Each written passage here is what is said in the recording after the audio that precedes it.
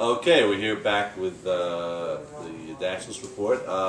Douglas, now your team coming into the final week of the season needs basically a miracle to get the final playoff spot. You need a sweep, and which you're playing the Bachelor, so you have a good shot there. But then you also need either Dirty Dozen or the Situation to sweep in their matchup.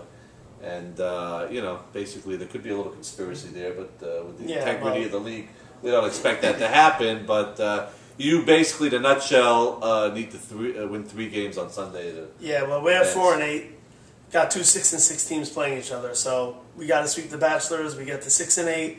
Hopefully, someone gets swept. They're also 6-8. We get that 1-game playoff against them. So we feel like we can take care of business on our end. Playing the Bachelors. You guys almost lost to them, actually. And they did beat you. They beat us, So I got 2 guys sitting next to me that lost and almost lost. Yeah. So it's not easy, and we're only 4-8. So they definitely want to play spoilers, and the word will get out if they won that they knocked us out, really. So we got to take those 2 games and hope for the sweep the other way. Yeah. I definitely wouldn't take them lightly. These guys have a lot to prove. They want to show our league that they could play, that they belong, and next year, even if the team is dismantled, they're going to want to get a good position on regular teams. Right. So don't go there expecting just an automatic sweep. These guys are not looking to give anyone a free pass. And also, not that we endorse gambling or anything, if they sweep you, the over comes in on the preseason lines of under-over for them. So they're definitely motivated. That group, guys, is definitely motivated to get to the over. Yeah, no, that's for sure. But it came out this week. We didn't mention that. Yeah. 1 is playing 2, 3 is playing 4, 5 is playing 6, and 7 and 8. So it's almost like position. It's amazing, 1 in a million chance, but it did work out like that. So, so Douglas doing a lot of praying this week before. Doug, what do you have to say about the trade that you made in the beginning of the year? Now that the year has played itself out, would you make that trade again, or do you regret it?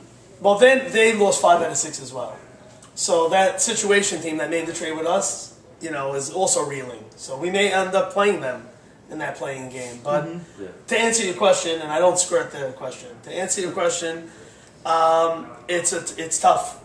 It's been tough. I mean, the 2 players that we got in the trade are not hitting the way they hit last year. Let's just say that. So can you they're fielding well, but refresh my memory? What was the trade exactly? The trade was Elliot Harari and Bash coming from the Situation, from the Schulman team, and we traded Maxey and Morris Casson. So we were trying to get an outfielder out of that, which we did in Elliot Harari, but they're having a rough time. I think mostly because of Red, maybe. We're having a rough time because we're not scoring enough runs and we're giving up a lot of runs. So it's been tough for us. Now it's been tough for them. They had a hot start. They were 5-1 to start. So look, when the season's over, if we're out, that's your answer. But the season's not over. We're still in it. So there's still a chance. And the truth, those guys could could pick it up in the last week and into the playoffs. So you never know. But right now, it is not. It is shaping up as one of the worst trades. Well, one thing I'd like to mention also that there's those 6-6 teams. There's a team 8-4 right now that's in 2nd place. So that's Ike Deed's team. They could lose 2. They're 8-6. Yeah. One of those 6-6 teams could sweep. They're also 8-6. So we haven't gone through all the tie-breaking scenarios that posted on the site, but they may have a shot for a bye. One of those. This is the same Ike Deed team that you picked not to make the playoffs. Then you have a personal vendetta again because they didn't draft you this year.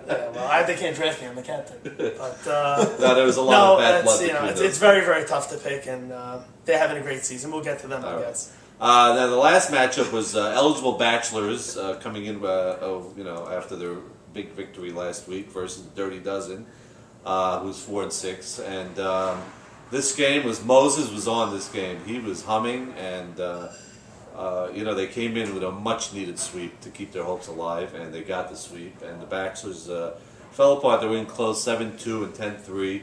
But again, not enough defensive stops and no step-up players. Again, Nathan Natude, it's a home run, and it gets thrown out at the plate. This is like the 8th or 9th time something happened this year for some of the team. But Dirty Dozen, again, with big weeks from Gabe Abadi, from Jackie Tal, made a couple of spectacular plays in the outfield, and You know, so they got back into the thick of things and separated themselves from Jersey Shore. Yep. So, you know, but now you get to feast on the eligible bachelors, and we'll see what happens. Yeah. The and Moses pitched those 2 games. Moses pitched 2 games, yeah. He actually called me after the game. I don't know. My phone rang and says, "Hey, Doug, it's Moses." You sure it didn't say David? No, I don't know if it's not. Maybe he wanted to go to a class or something. I don't know. But he called me just to see what's up. Well, he calls the whole league. So I think when he swept, you know, I guess he's calling everybody. You know, but you know, Dirty Dozen. You know, you played them too. They're a very underrated team. They're in every single game, and they lose a lot of heartbreakers. So they, you know, they could really be. They play great defense, so they could be a team. You know, if they get in, they could be really dangerous if Moses picks up the slack. Yeah, there's no, you know, there's no team right now that is an automatic win. Yeah. Even the 9-3 Mo Shama team, you know, they did sweep us, but they were 1 and 2 run games, and it could have went either way, and we just didn't hit. But now we saw, you know, 2 full games from Azer, and we're going to be more prepared next time. Our bats are not going to be held down. So we're actually looking forward to playing that team again down the road. They're going to be a tough team, especially with Azer. You would think they're the favorite, but not, you know, not overwhelming. But like we said, there are 7 teams that whoever gets in has a great shot to advance. Right now, they got to be the favorite because besides their best record, Azer already served his time off. Yeah. Now he's an everyday player. He's got 2 games eligible left, so he doesn't have to miss any more games. And he wants the ball now, so. You know, their team is really... Morris Shama told me at the All-Star game that he feels healthier than ever, feels better than ever, and is having his best year he's had, by his own admission, in 4 or 5 years. By the way, I want to add also, I think they made a trade, too, that really strengthened their team immensely. That was picking up Jaime Shama for David Azer. That helped you guys, too, though. David was great. David Azer's been playing shortstop. Yeah, I'd like to talk a little about that. I think due to the fielding situation on our team, we needed a true shortstop, and I'm not sure that it was the position for Jaime after not playing for 10 years. But the truth, the week we played them, he looked like he didn't lose a step at second base. Yeah, I mean, he robbed us of base hits. He had a home run. But Azer has been unbelievable for us. I happen to love the guy, and he's a real spark plug, unlike our previous caller, Sammy Sutton, who I refer to as a butt plug. But Azer's a great guy, and we're going to go all the way with this guy. So it did work out in our favor, too. I think both teams benefited from that. Jaime playing with his brother Morris, I'm sure was amped up extra. So, you know, that was... That's been good. So they even made them even stronger defensively. Now for next week's matchups, we got, let's see, at Memorial 1, the classic game between 1 and 2, Insane versus Killer Z's. And, you know, this is going to be Azer pitching both games against Yedid. I don't think you can ask for a better matchup. Could be a preview to the finals. Preview to the finals. I'm looking at a split there. Just it's so even, you know, I don't see how anybody is going to sweep. Yeah, I would say the same thing.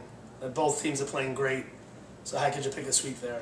Right a little boring to just pick the split like you guys do. If we play back the tape, you guys pick a split. No, I don't play you. Douglas picks a split. He does. You pick a split every time. I picked it against. I think you would get swept most of the time. Yeah, but you pick against. No, usually I never think right. And this is time. I'm going with the sweep, and I'm going to say that. Yedid is going to have a strong day and sweep him. Wow. Yeah.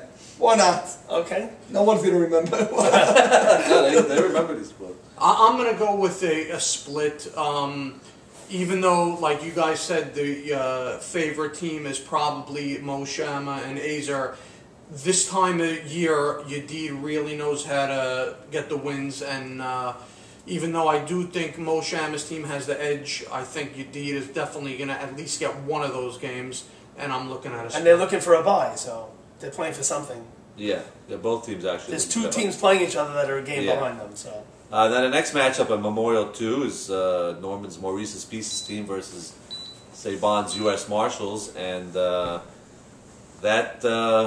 is going to have. We're going to continue this right after our commercial break.